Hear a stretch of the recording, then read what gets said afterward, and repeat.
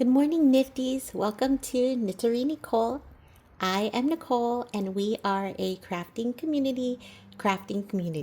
So grab your work in progress, also known as a whip, and let's start our 10-minute crafting break.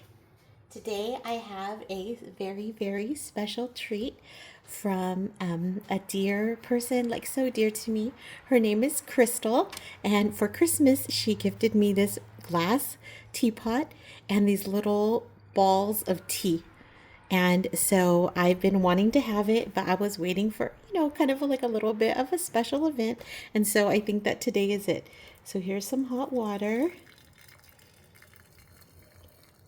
And I just thought, I think it takes about 10 minutes to brew. So I think that our timing will be perfect. Okay, and we'll kind of watch it as it goes. So let's seep it here in the back. We'll put it to the back. Today, so Crystal is the wife, newlywed of my cousin, and I'm so fortunate that he met her because she is such a beautiful, but that's not her leading quality, but it's, you see that first, of course. But she's so kind and smart and savvy and compassionate and like an excellent mother. Her daughter is just so cute and adorable and funny, and I'm just super lucky to have them in my life. And of course she gave me that teapot, which I actually always wanted, but just thought, oh, I really don't need it, but I definitely wanted it, and I'm super lucky that she read my mind. Today we're working on a camping mosaic lamp DIY set, and it wasn't DIY. Actually, we went to a class called Art Masterclass, and you can kind of see this. I went with my coworker and friend who is a follower, but I'm not sure if she wants me to mention her, but we went to a class together, and they kind of open it up for you and just give you the glass. So they did that. You can see your mosaic adventure starts here. And then there are some instructions here, which is great. I guess there's kind of a lot of steps, but I'm always in a constant battle of making it just the way I want it. And so you can probably see too much here, but here is the glass globe, and I've started it. Unfortunately enough, they gave me some beads because I couldn't finish, because I was in my not OCD, but a little bit compulsive mood, and I couldn't finish. And I probably was too ambitious as well. So those are the things about me, is that I'm always thinking that I can get a lot accomplished, and I'm always trying to do too much. But they did give me beads to finish up at home. Here's my progress so far. So they kind of lay it, you get a little mosaic pattern, and you can, sorry, I'll show you this part. So they give you an idea of how you should make a design. And instead of choosing a super simple design, I chose this big one. And instead of just putting one on there, I decided that I wanted 3, because 3 is my favorite number. So here's my first one, and then here's my second one, and of course I'm missing a little diamond color there, and then my third one I didn't even get time to put on. But it's they wanted you to kind of get started with this, so you fill it in. You fill it in with these little tiny seed beads. And my friend was smart. She picked a design. I think she picked this one. And notice none of the seed beads go in the inside. And so I think that's definitely the way to go. But you can't learn that until you've been there. Anyway, so I have my beads here. And it comes with some tools as well. More beads, of course, because that's what I need. It comes with your grout and a little sponge, and then the glue that you need. I think there's also some tweezers, which I'm going to need right now, and gloves to protect your hands from the grout. Okay. There is a base, and that's in here. And it's super cute because this is actually going to be, I wanted something that you didn't have to plug into. So it's called a camping lamp, and this will be the top, and here's the base of it. And then it's got a USB plug here, and so then you charge it, and you should have light after that. So I'm very much looking forward to that portion. However, of course, I need to finish my glass. And what I'm doing today is taking the beads apart because I don't like the way that some of the beads are lying on their side and some of the beads are standing up. And so, let's look at our tea. Here we go. Let me see. Oh my gosh. It's so beautiful.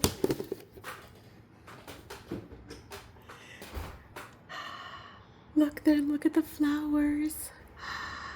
Oh my gosh, it's just so pretty. Okay, I'm gonna let it seep just a little bit more while I get started. I brought this little tray to hold my beads, and then once I take them off, I can sort them nicely, but it'll be easier to have a tray. Oh, and then I have my tweezers and this, and it's kind of a thin layer of glue, so I'm hoping that it'll be pretty easy to lay them down. Okay. This is a staple remover. It's a really good one, actually. It's one that you slide under the staple and pick up, which I like because I feel like it does less damage to your wall or your paper if you're using that one. It's also good for making boards, like bulletin boards. Okay, I hope I don't break any of these things. Okay, that looks good. So what I'd like to do is, when they tell you to do this, they say, lay out your main design and then fill it in with the little ones. And I guess when you put the grout on, it probably doesn't matter as much that some are on their sides and some are not. But, one thing about me is that after I've done something once, unless I really, really love it, I won't do it again. Like, I've had that experience and I appreciate it, but then after that, I'm able to move on. And so I'm not sure I'm going to make a mosaic lamp again, but I will use my lamp and I will look at it and be forever sorry if I don't finish it. And we've all seen my blanket, my son's baby blanket, and how there's that one error and how it will live in my mind. I'm going to get that bead when I get off. Okay, I think it's ready. I think it looks like a good color. So today I have my Tlaxcala, Mexico cup, and I was just looking at this woman. Her name is called Malinche, and Tlaxcala is a state in Mexico, and it's beautiful there. It's beautiful there. It's pretty close to Mexico City. Let's see if this tea is delicious. I think I got the lychee one. Oh my gosh, it smells so good. Okay, let's see. Let me taste. Oh, yes. Crystal, thank you so much for giving me something that I would not treat myself to. I love it. It's perfect, and it was such a treat to see that beautiful flower.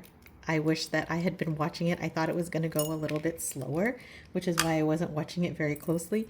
But it did come with four teas altogether, so 3 more, and I will definitely be watching it so closely next time, now that we know that it goes fast.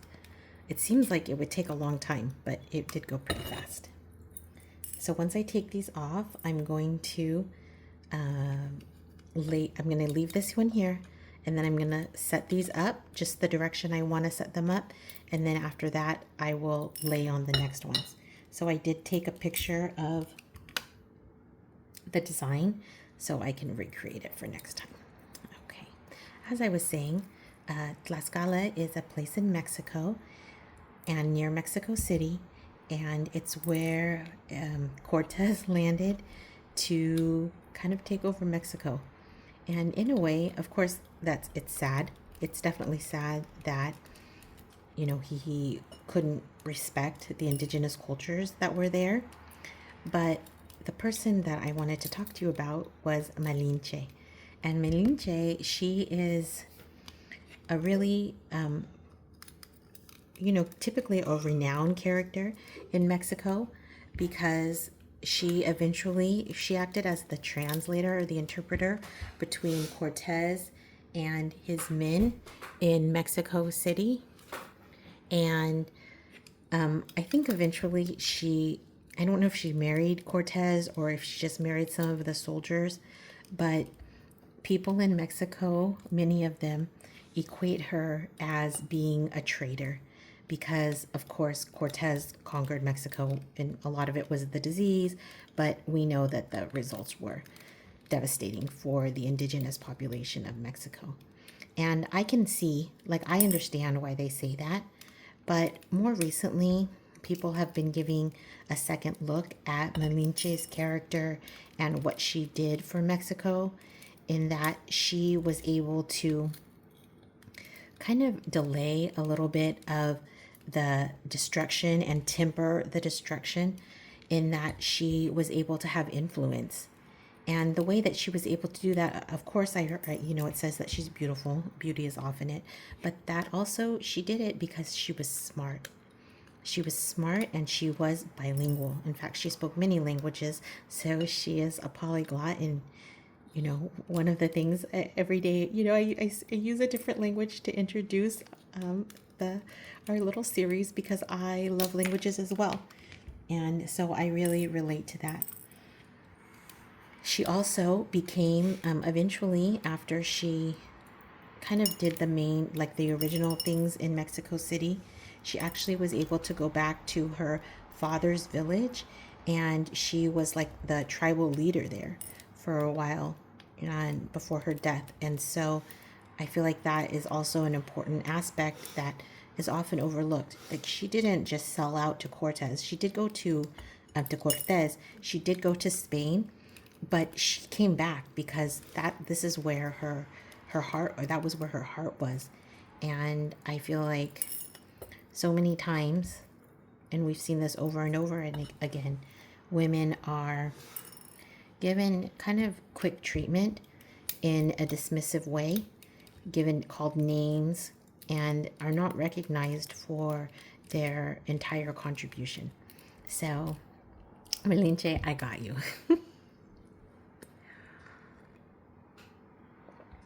I unfortunately forgot to set my timer today, so I am not sure exactly where we are at in time, but let me see if it's... Oh, we are at 11 minutes, which is, I was feeling it with my spidey senses. So I am going to try to limit our videos to 10 minutes. And, I'm just learning how to make videos, and I'm going through this as, just like with the rest of us on this ride.